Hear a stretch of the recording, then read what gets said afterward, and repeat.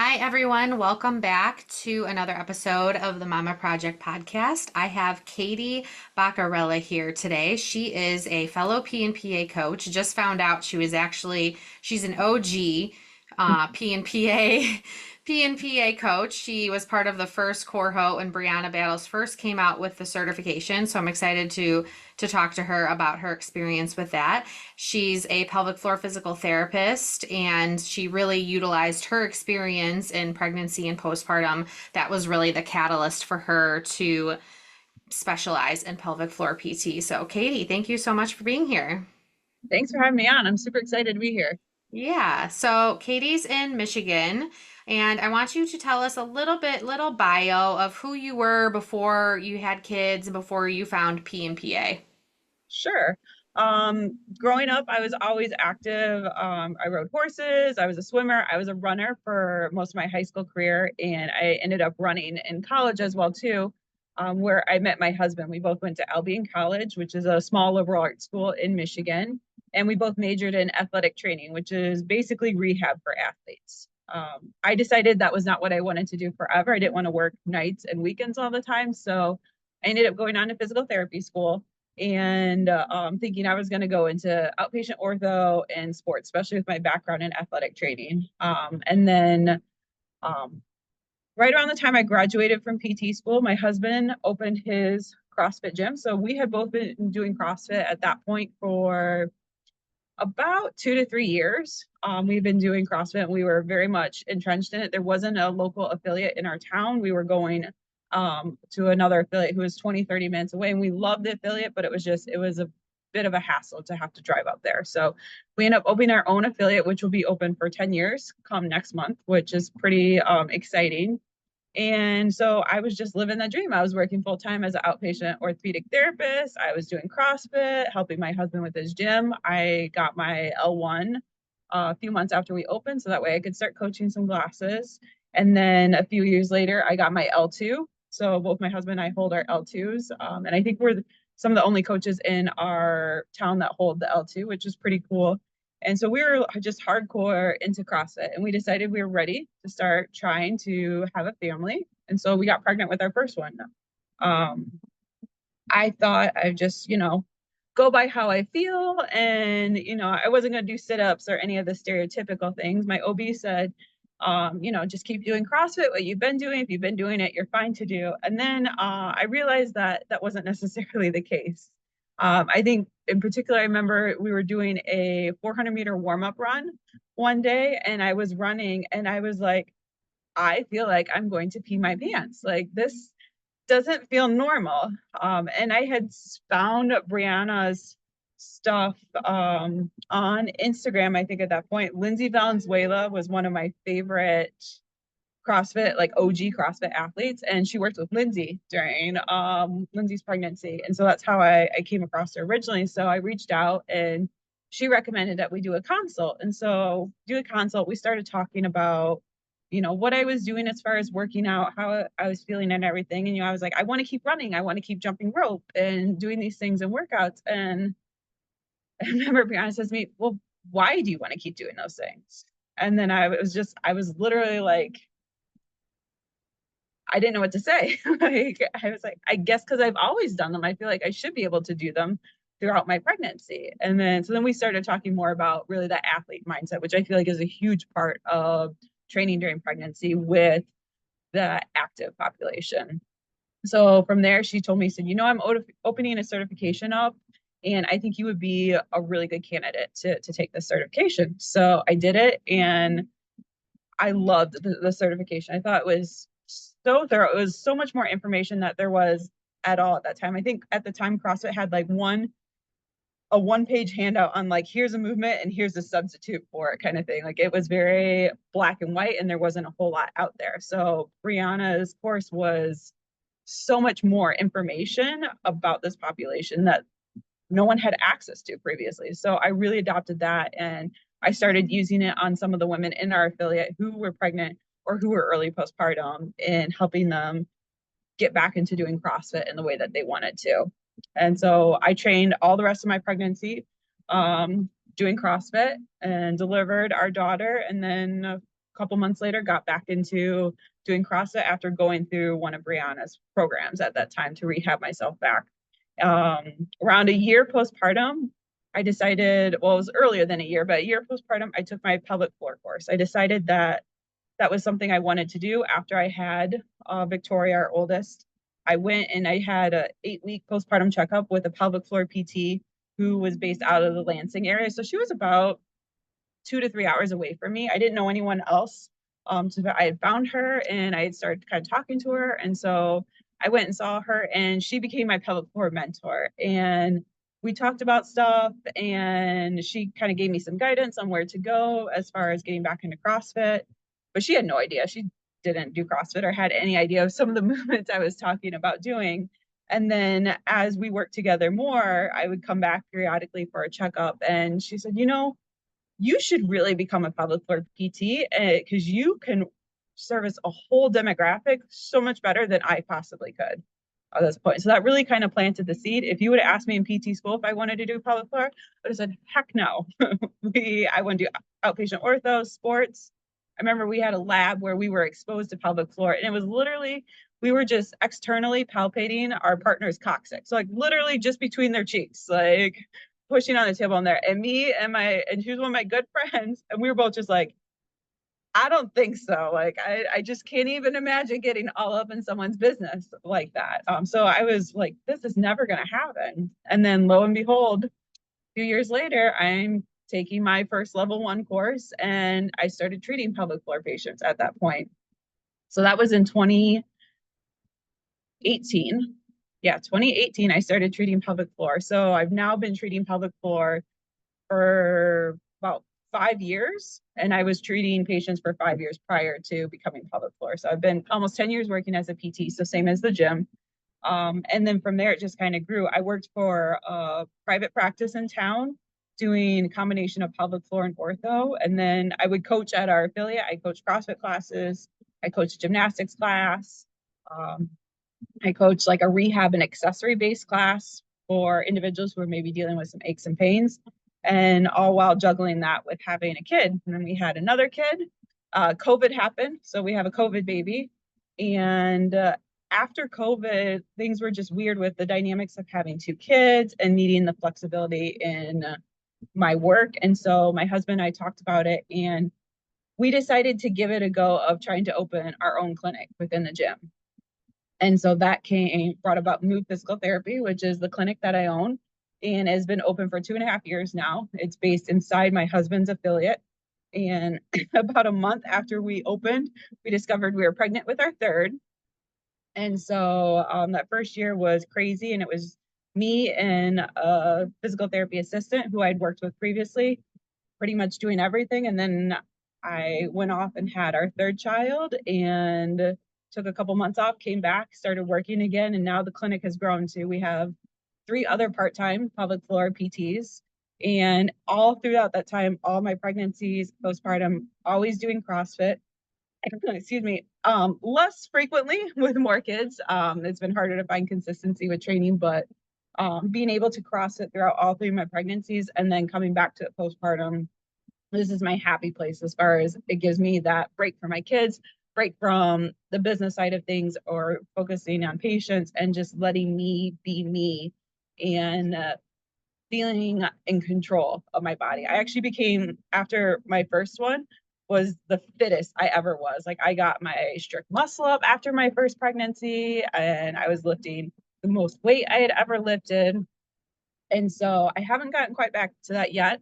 My training has been a bit inconsistent between the 3 kids and opening a business. But so right now, most of my time is spent working as pelvic floor PT.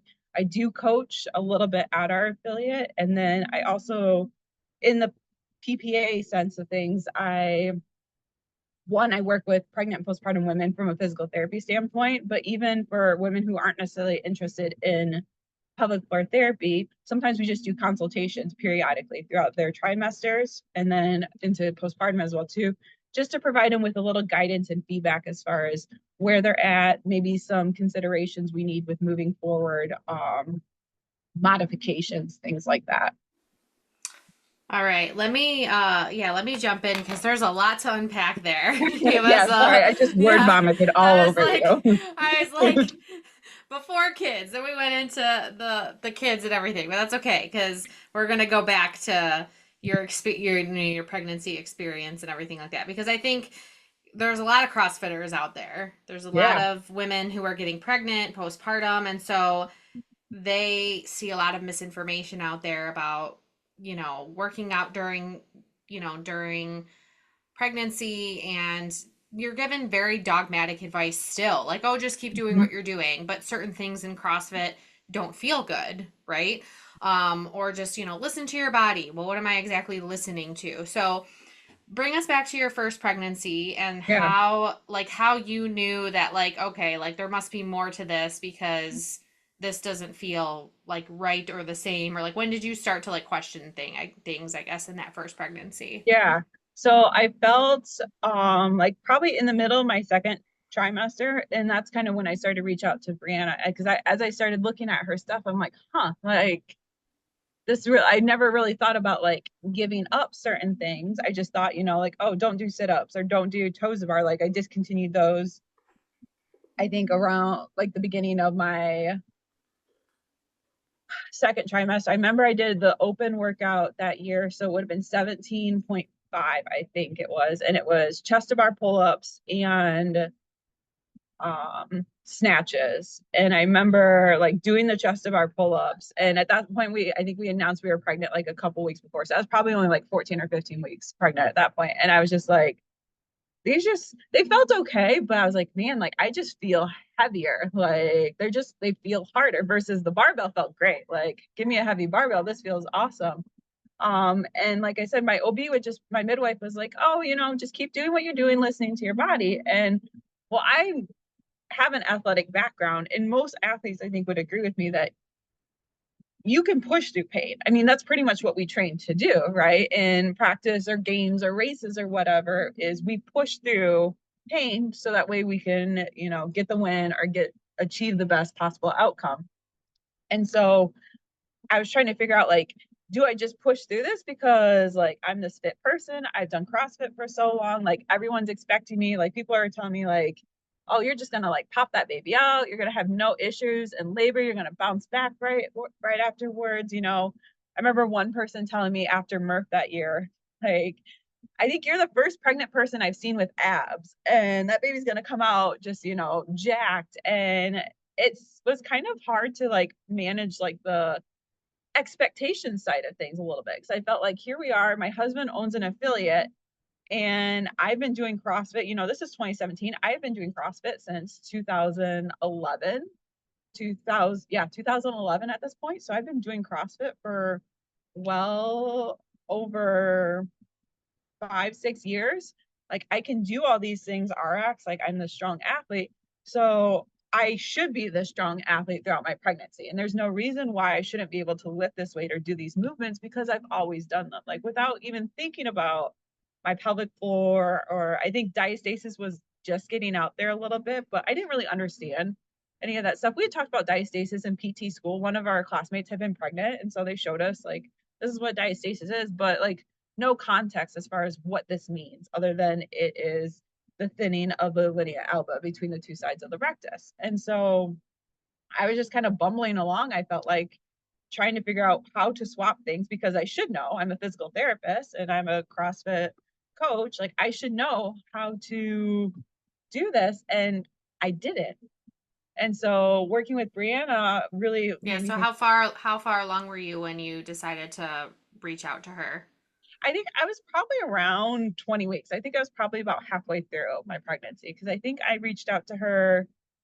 Um, it would have been roughly around Murph. No, it was before Murph. Because I think I biked for Murph that year, but I still did strict pull-ups in Murph. I subbed like one strict pull-up for every three kipping pull-ups, and then I did push-ups on my knees maybe. And like looking back at it, I'm like, oh girl, like but I didn't know any better. And that was like in CrossFit's like PDF handout at the time, like for every one kipping pull-up, sub in like, or every 3 kipping pull-ups, sub in 1 strict pull-up.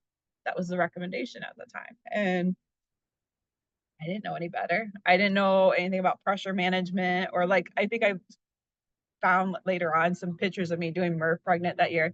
And like, I can see the coning happening as I'm doing these strict pull-ups. Like now I know that coning isn't necessarily bad, but like, was the choices I was making for my exercises at the time most appropriate with my goals for the future? No, they weren't. And luckily, like, I didn't have any major issues or anything, but working with Brianna made me really start to think about like the intention with the exercises and what listening to my body actually meant, and not pushing through and using that athlete mindset, but just adopting a different mindset. And that was the hardest part, was the mindset shift for sure. Yeah, I agree with you. But I think that that's such a huge component of it. And I had taken a prenatal and postnatal certification back in, I think it was 2017. I hadn't found Brianna yet. Social media wasn't even as, I don't know, I Oh, just feel like not it like what it wasn't is as big now. of a thing as it is now. And I wasn't even on Instagram at that point, like none of it. So I'm not going to say the certification I got, but it was pretty fluffy in terms of like, this is why exercise is good during pregnancy, and like this is how it benefits the mom, and this is how it benefits the fetus, and blah blah blah.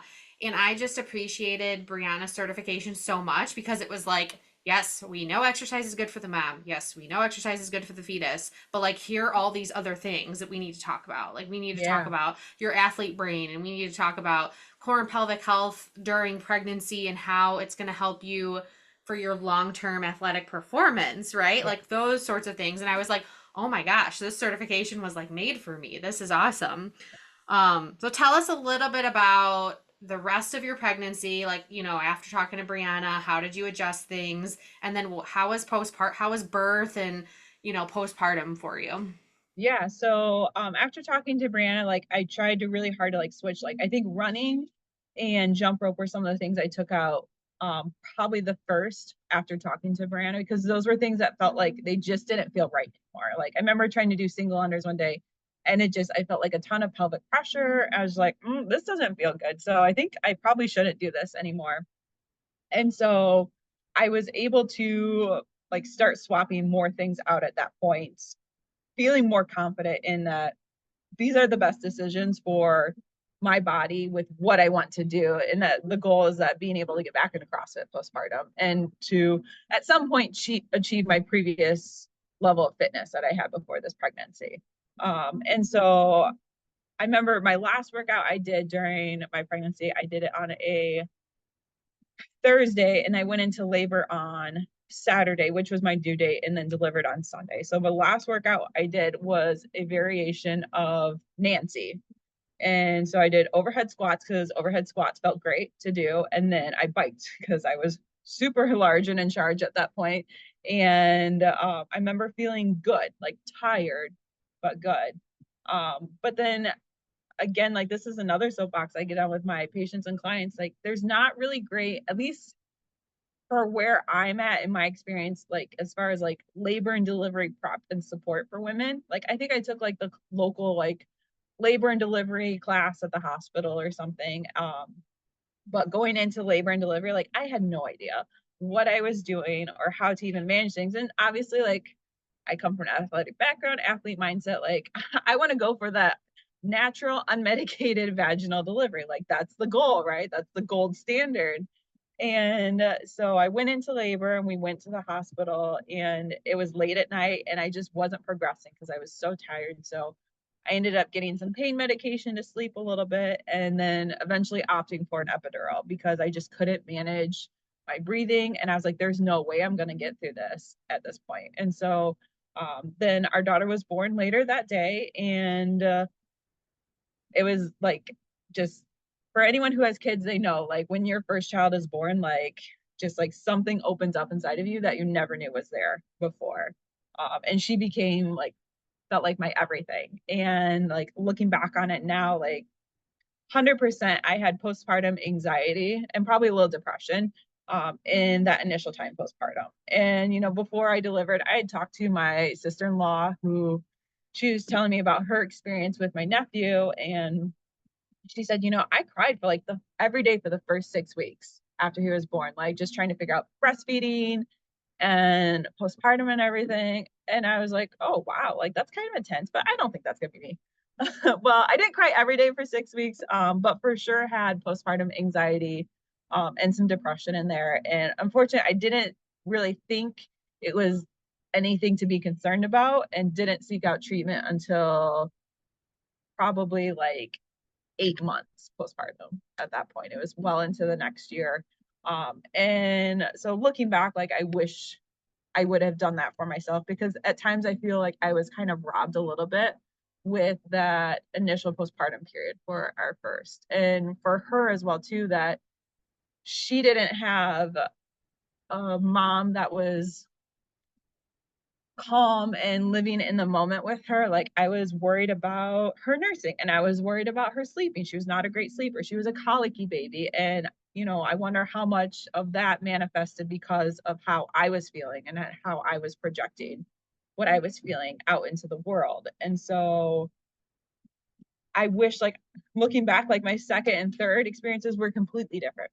But I knew, like, I'd been there, done that. And I wish, like, someone would have like I try to become the person like I wish I would have had at some point in my career or along my path. And I wish someone would have told me like it's okay. Like you don't have to worry about, how she sleeps at this point. Like she's a newborn. She's going to want to be on you. She's going to want to be held by you because that is natural and that is normal.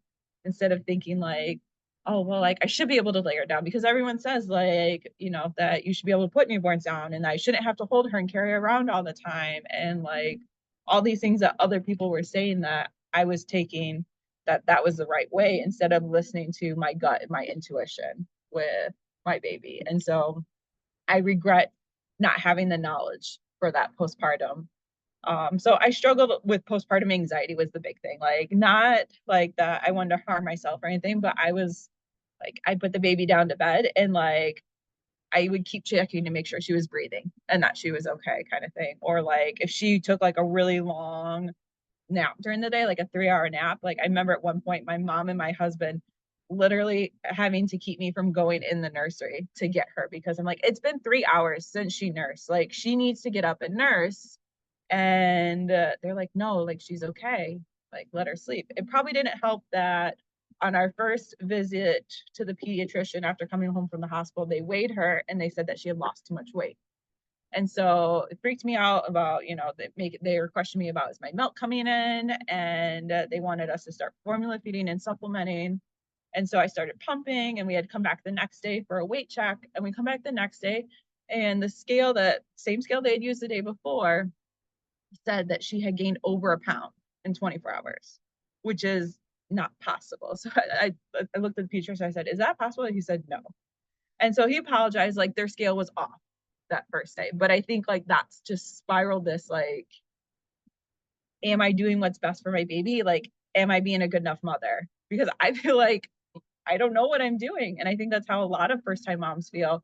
Like there's no book on how to be a a parent. And okay, yes, there are books, but there's no like absolute like this is how you do it. Like everyone's experience is different, and especially with different kids. And so looking back, I wish I would have had someone who just like, Katie, like it's okay. Like listen to your gut, listen to your intuition, and trust your instinct as a mom. And I did it in that first one, and I wish I would have. Yeah, I think we all have different experiences in terms of that. How was you, so you dealt with more like a lot of postpartum, mental health concerns. Yeah. But how was your, and then take into the fact that you're healing from birth, right? Like, Yeah. it's like, okay, here's this brand new human that you have to learn how to feed from your breast for the first time and Yeah. get to know their sleep patterns and what's right and what's wrong, change diapers, like all the things for the first time while you're healing too, Yeah. right? I mean, It probably took a mentally while. and physically from birth because Yeah. I was like you. I wanted the natural, I wanted all the to feel it and whatever, and it didn't work out for me. Same thing. I like too long, I wasn't progressing, got the epidural. Um So how was your physical recovery? Physical recovery, I felt pretty good. I would say that I was probably extra cautious. Looking back and comparing all my time postpartum with each child, that I was most cautious after my first one, as far as like my return to fitness was super, super slow, very gradual. And I definitely could have been more aggressive looking forward. Like I did my 8 week postpartum checkup, and they said everything is fine. She recommended I could actually try doing some running if I wanted to. She felt like I was appropriate to do that. And so I did, and I did Brianna's at the time, I think it was an 8 week postpartum course in our programming. And so I did that, and I felt great. Going back, I got into actual CrossFit classes at around 12 weeks postpartum. I think I did like the 12 days of Christmas workout was one of my first workouts back. Very, very scaled, and I felt fine. Like I think I probably took it too slow, like I said, but I would rather go a little slower and not have issues, and making sure I had a good foundation before I started kipping and doing all this higher level stuff versus like rushing back into things. So I kind of like went to the opposite end of the spectrum with that postpartum compared to where I was at in pregnancy. I remember And I I think didn't you should, try. and I think you should. Like, I Yeah. mean, I don't think like there's such a thing as being too cautious in Yeah. postpartum recovery, you And I know. think because I learned so much and realized like how much I didn't know about like postpartum and training and all this. And so, um, I mean, I think I delivered at the end of September, and I think I wasn't doing unassisted pull-ups until probably like March or April of that year. I think I still did Murph with some light assistance for the pull-ups just because it was such a high volume. But I was just really, really slow in my recovery postpartum. But then by the time our oldest was a year and a half, like I had a strict ring muscle and multiple strict ring muscle ups, and I was lifting heavy weight. Like I was the fittest I'd ever been. And part of that was, I think, because I built such a solid foundation. And also, I mean, I had gone into that pregnancy, I'd had some issues with chronic back pain, some hip issues, and I looked at it as an opportunity to like rebuild my foundation from the ground up at this point and hopefully mitigate any of those issues moving forward. And I really did. I didn't have any back issues. I didn't have any hip issues. My nagging shoulder issues with kipping was gone because I really focused on rehabbing and building a solid foundation. Yeah, that's great. And then you're rehabbed, you did your training in pelvic floor therapy before you had your second, right? Did you Yes. start so you started So treating I did my patients? training in 2018. So my oldest was a year old at the time. And so then we didn't get pregnant until the following fall. So I was working as a public floor PT for a year before we got pregnant with our second. Okay. Okay. And then so you started treating patients and everything like that Yeah. when you were with pregnant with your second. Yeah. And then but you were working for a clinic at the time? Yeah, I was working for another clinic in town. After I had my first, I didn't want to go back to working full time. I wanted to be both my husband and I, we grew up with our moms at home. So we wanted our kid to be with us as much as possible and not really utilizing a lot of outside childcare. So for after I delivered our first one and went back to work, I went back to my original clinic for a few months, but the schedule was a lot of afternoons and evenings, which wasn't great with having a little one. So I got a job at a different clinic in town where I worked all mornings, 4 days a week. And it was great schedule. And they supported me going and doing my pelvic floor PT because there was no one else in the area at the time really doing that. And so it gave them something else to market, as far as reasons why people should come to their clinic. So I worked there from 2018 until um, 2022. And then obviously COVID was in the middle of that. And COVID was hard because, everything shuts down. And here I am, 25 weeks pregnant, like not knowing what's going to happen. Like, what is it going to look like with work, and what's going to happen with this baby, and like what happens if I get COVID, like what is that going to do to me and the baby, and just a lot of uncertainty during that time Yeah, for sure. absolutely. So did you go back to when did you open your own? Like when did you and your husband decide, okay, like let's do Yeah. this? So we kind of talked about it on and off. So after we had our second one, I went back to work a little bit at the clinic I'd been at, but then I also started to dabble in home health a little bit. So I thought, oh, home health, I can kind of set my own schedule, which would be nice with the kids, and I can be more flexible. And usually you can make more money in home health. Well, I was having to drive to a city 30 minutes away to see most of my patients. So it wasn't what we thought it was going to be. And while I was doing home health, I would still see pelvic floor patients, usually one day a week in the clinic where I'd previously worked at, and then fill in there kind of as they needed. And so we decided we start talking about the clinic, like, so I started making steps to like getting like all the legal stuff through, through the IRS, getting a tax ID and a national provider ID, just starting like all the groundwork for opening a clinic. And then I went back to working for, I stopped doing the home health, went back to the clinic, just doing outpatient ortho and pelvic floor. And they were making a transition in ownership. And at that time, like my husband and I talked to like, all right, I think this is it. Like I was only working there 2 half days a week. It's like, let's just try this and see. And within a month of opening the clinic, I had 2 half days full of patients. And that was like with very minimal, zero marketing. And so like, okay, like I think this can work. And it just steamrolled and took off from there. Yeah, that's awesome. So how do you balance it now with like your husband's affiliate, your PT clinic, so and your It's a lot. kids, right? It's a lot. It's a lot of It's a moving lot. parts. It is hard. There are a lot of moving parts. So I work 2 days a week, doing patient care in the clinic, and then I have a third day that I have been trying to make it more of a administrative day. I have not been super successful in that, and I tend to schedule patients on that day because I'm like, oh, well, they need to get in, so we'll just put them in here.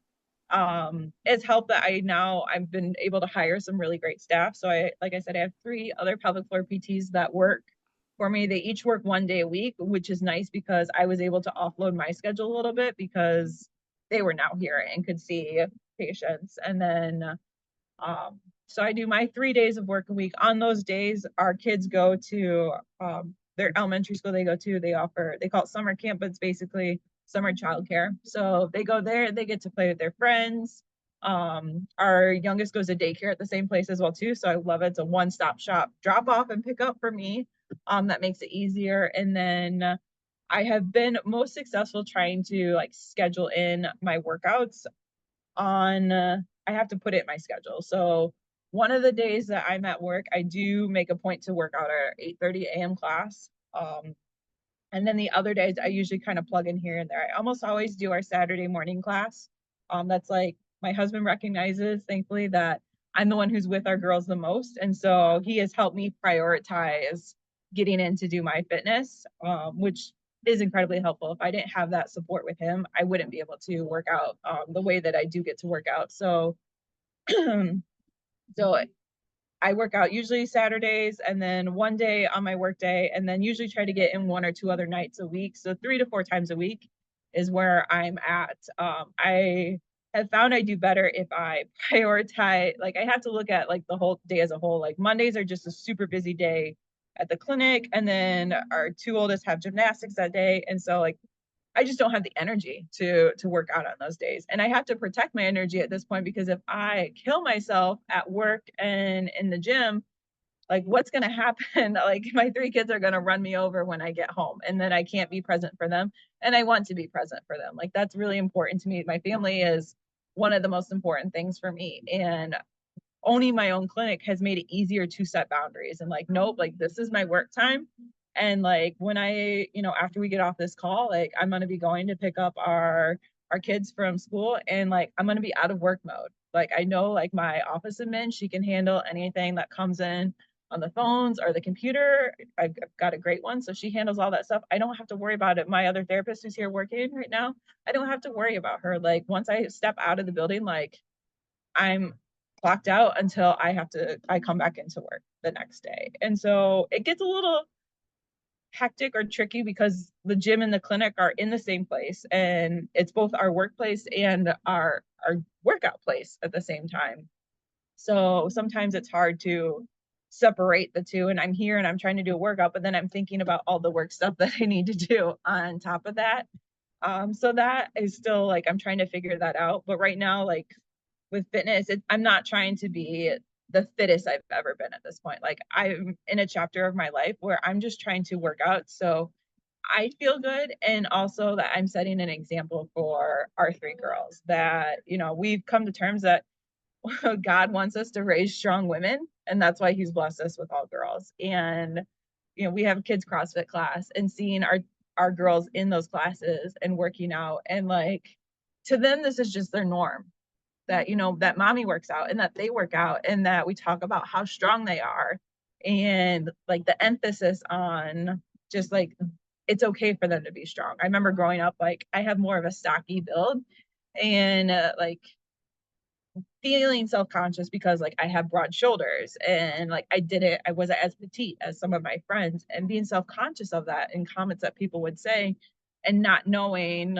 like is that okay or is it not. But having the opportunity to raise three girls and imploring that in them that they should be proud of their bodies, and not just how they look or what they can do on their best day, but just in general, they should be proud of their bodies for everything that they do for them every single day. And so I try to, as I'm going throughout my day and what I'm planning to do, like I want to set such a good role model and example for them that they don't have to set them up to not have issues as they get into their teenage years, whether it's body image. And I know I can't prevent everything, but for them to just have a really strong sense of their self and know that it's okay for them to be strong. And there's nothing wrong with being strong, with being smart and doing all these things and just owning who they are as a person. Yeah, I love what you said too about working out for this season and what it looks like and being really honest about that because that's hard, right? Like Yeah, you're like so I'm not hard. working out to be the fittest, I'm not working out to be, the leanest I've ever been or whatever, because Yeah, as an athlete we all thrive on having goals and yeah, my daughter's the same, same age as your youngest. So and I know I want to have more kids. So I also am like, I'm working out to like maintain my strength and yeah. be a good example for my daughter. And like you said, like it's a season, right? Like it's That's what not I like, keep telling yeah, myself.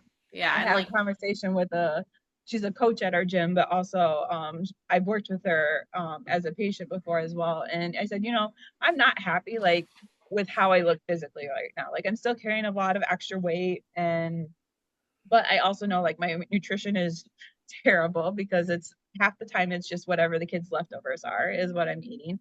Or, my sleep isn't great. Like our youngest is finally like getting consistently sleeping through the night. So my sleep is so much better. But like there are all these variables right now that are certainly not going to let me look and feel like my best self. And that's okay. It doesn't mean that I don't respect my body and for everything that it has done for me and continues to do for me. But like I know like big picture, like this is just one chapter of where I'm at as far as fitness. And I want to be doing CrossFit with my kids, as they get older. And then hopefully with my grandkids at some point, maybe like looking at the longevity standpoint, I'm not going to kill myself now when it just doesn't make sense. yeah, Wait till they get a absolutely. little older, and then like I'll get that strict ring muscle up back and be lifting. Yeah, yeah. And like your body will probably just respond differently to what you're doing because you're not sleep deprived, right? And like your cortisol Exactly. levels aren't as high as they are. Like, I think hormones and everything like regulation play a huge role in all of that. And our Yeah. bodies are really smart, especially as athletes, So it's like they're trying to do like protect us, right? Absolutely. So I'm just like this Absolutely. little layer of fat is my protection. Exactly. It's fine. It's It's whatever. fine. It's fine. But I think you actually have probably, I think you have responded to some of my posts in the group before. And Yeah. um I think you were one of the ones that chimed in one time when I was just like having a really tough like body image day Yeah. because like it happens. Like it's just Oh yeah. sometimes I'm just 100%. like, "Oh my God, like what do I look like?" and like what did I do? And and like just get really down on myself. And then I snap out of it as fast as I got into it. It's Yeah. just like, listen, like you said, it's a season, it's not going to last forever. And, this is just what I have to do for this season of my life right now. Absolutely. So, talk about a little. I know we talked a little bit um, before we hopped on, but pelvic floor PT and like its role in pregnancy and postpartum. Like, Yeah. talk a little bit about that because I know you're super passionate about that. Yes, absolutely. So, I think whenever I see in my mom's groups on Facebook or whatever, people are reaching out, like, hey, I'm having this really bad back pain and I'm, X amount weeks pregnant or whatever. Like, it's like I always see chiropractor, chiropractor, chiropractor, chiropractor. And well, don't get me wrong, chiropractor can definitely be helpful. I have a chiropractor here in town that I've gone to and that I refer patients to, especially my pregnant ladies, to go see if they're having issues. But physical therapy is can absolutely fill in that slot there during pregnancy, but dealing with aches and pains, whether it's hip pain, back pain, pelvic pain, all that things like that, because all those changes are happening to your body are happening because of these hormones and what's going on down there. And as pelvic floor physical therapists, that's where we excel in that area. And even if someone isn't having symptoms, like I have some patients who they don't have symptoms or we've worked with them before, so they feel pretty good going through. We'll just check in with them like once a month. They'll come in, we'll say, like, hey, how's everything going? Are you dealing with anything? How's your working out going? How's this going? How's that going? And just kind of like having that little check-in. And as we get closer to their due date, then we start talking about labor and delivery prep. So me and our other therapists, we do preparation. We talk about stages of labor. We talk about different positioning of the body during labor, excuse me, how their support person can be a help for them. Um, what to expect as far as during labor, when they're immediately postpartum, even getting into that fourth trimester with regards of nursing and what are we looking at from a fitness standpoint? What are we looking at from an activity standpoint? I took a spinning babies course earlier this year and I loved it. The midwife who taught the course, the practice she works out of, I think she was in either Kentucky or Tennessee. And every patient that comes to the door, and granted, I think she said they have 30 some providers in their practice. Every patient that walks through that door and is pregnant gets an automatic referral to pelvic floor PT. Every single patient, regardless of whether they have issues or not, which I think is amazing because we can help manage any symptoms that someone's having during pregnancy. And we can also help with the changes that are coming during pregnancy, especially from an exercise standpoint as well too. And for a lot of my women, like that's the biggest thing. Like, how do I keep working out or how do I start working out? So that way, the biggest, how can I prevent the diastasis or whatever, that ab thing? And so then education about the diastasis and how that it's 100% normal in full-term pregnancies and that we expect it. And it's not something to be feared. And so just giving them information as well too, because one, I don't think there's really great resources out there sometimes. Like I said, I didn't have any idea for labor and delivery for my first one. And once so our second one, I got my unmedicated vaginal delivery with her. And then our third one was actually a home birth. And it was the easiest out of all three of them. It was just a really great thing. But I attribute a lot of that to like, I knew like what to expect. I knew my body, how to listen to my body and how to control my breathing and to how to deal with labor with those. And I didn't with my first. And so giving women good information about not only labor, but just what to expect during pregnancy, because you fall down the Google rabbit hole and there's so much information out there. And whether it's right or wrong, we don't really know. And sometimes it's getting harder and harder to tell if something's a credible source or not. And then we get to establish like baselines as far as like how they're doing with connecting with their pelvic floor muscles, how they're doing connecting with their deep core muscles, talking about pelvic floor rehab for postpartum. Even if they're pregnant and they're not having issues, we can get a baseline like, here's how you're doing with pelvic floor function at this point.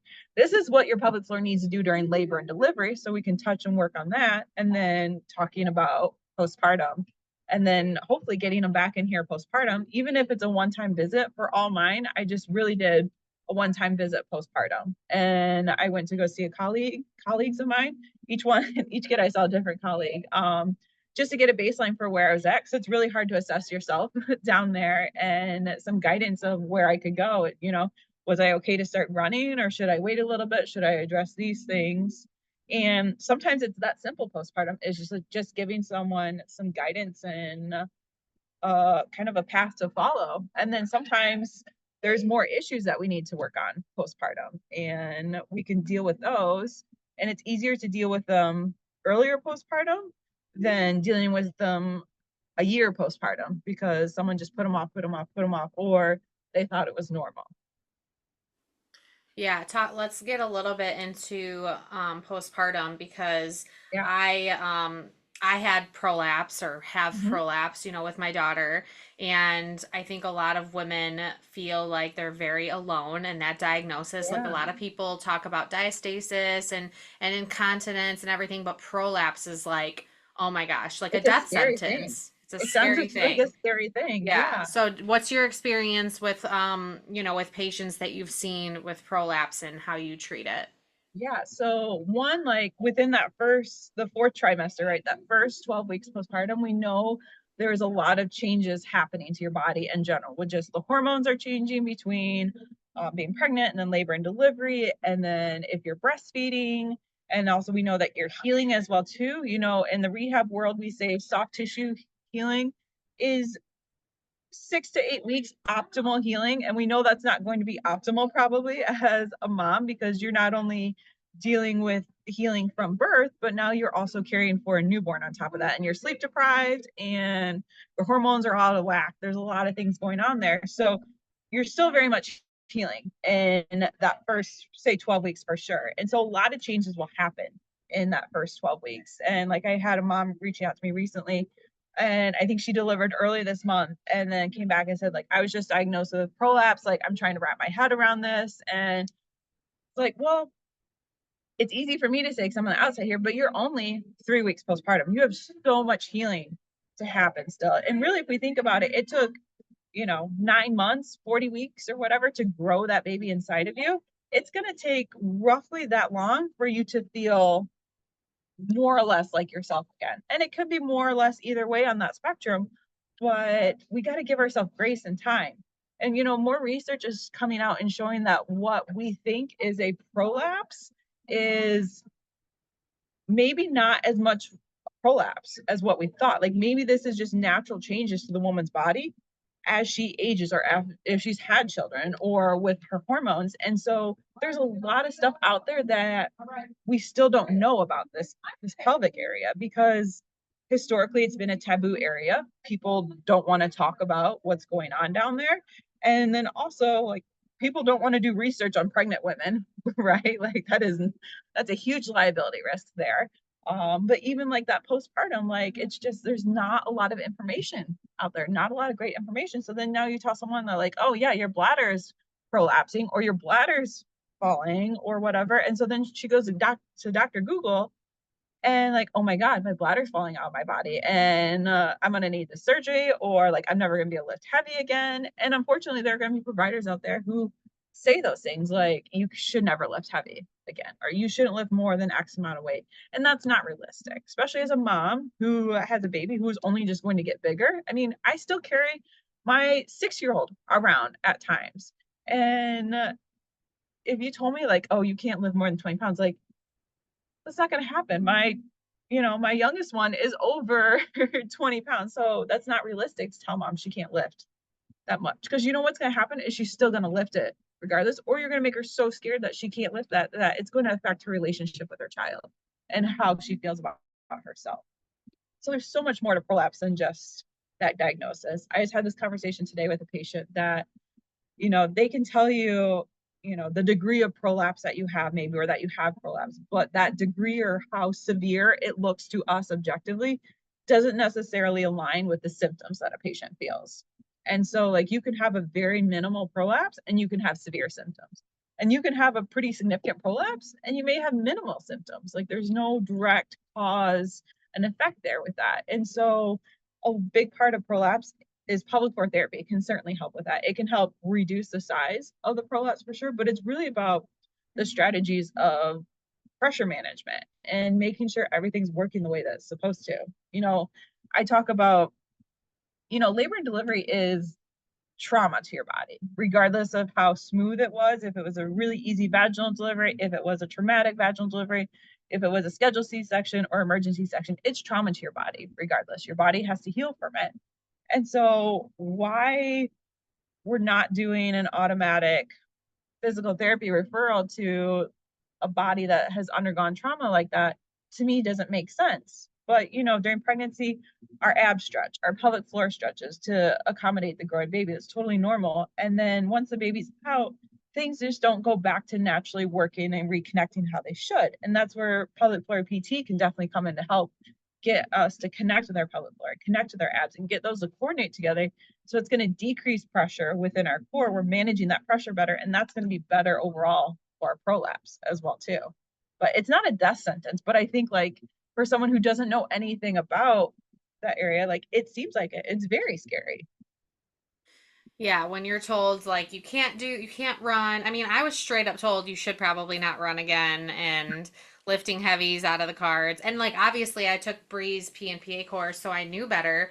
But I was like, "Oh my gosh, it was very disheartening Yeah, because I know better, but how many women don't know better?" exactly.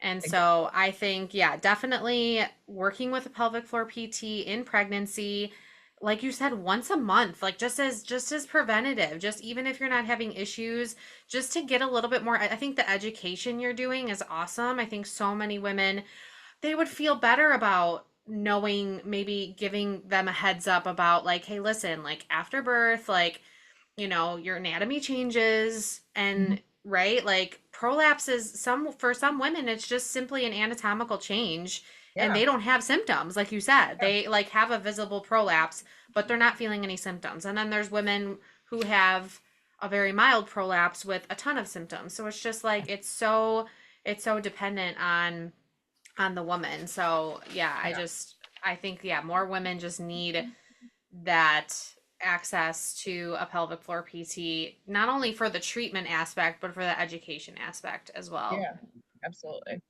So what it went just to wrap this up, what is like a one piece of advice you could give to a first time mom? Oh, One Piece, that's hard. I know one thing is hard. It's so hard. I think, and this is going off of my experience as well too, but what I also see with postpartum, I'm like, be forgiving with yourself. You are not going to get it right. And even as moms who have multiple kids will tell you, you are never going to get it right the first time. And it's okay to not get it right or to feel the things that you're feeling and just be forgiving with yourself in this chapter. I think that that's what I wish I would have had. And I see it with so many moms that are coming in and they're feeling this pressure, whether it's from themselves or family members or other external pieces. And some of the things that I hear that these moms have been told or people are doing to them, I'm just like, I can't like, I don't get it. But just to be forgiving with yourself and to respect your body for what it has done and what it continues to do for you and your baby. Absolutely. Katie, thank you so much for being here. Where can people find you? You can find me on Instagram at Dr. KDB my clinic is Move Physical Therapy, and so you can find me on Instagram and both of those. You can also find me on Facebook as well too. And if you're in Brianna's the Pregnant and Postpartum Athlete group, you'll see me post in there a lot more around the time of the open. And Murph, I post a blog with modifications on that for pregnant and postpartum women. So I'm active there as well too. And you can always email me as well too. All that contact information is in my social media stuff, and that's a really great way to get a hold of me. Email is probably the easiest with having 3 kids and 2 businesses, if we're being Yeah. honest here. Yeah, absolutely. All right, Katie, thank you so much for your time and for being here today. Thank you. Have a great day.